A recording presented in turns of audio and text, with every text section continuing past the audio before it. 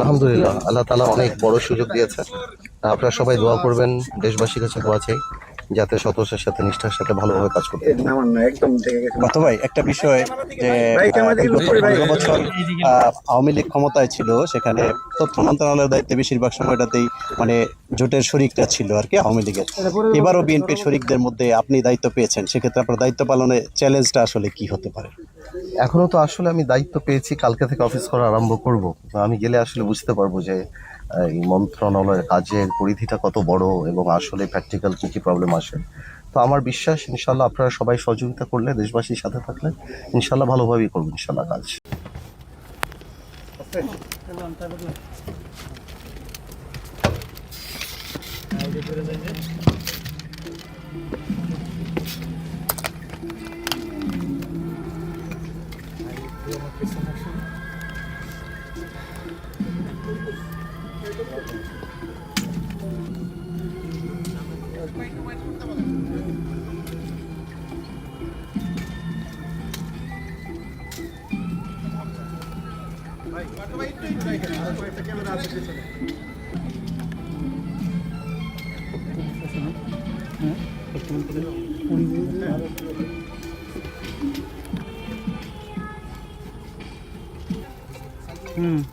বসে থাকেন।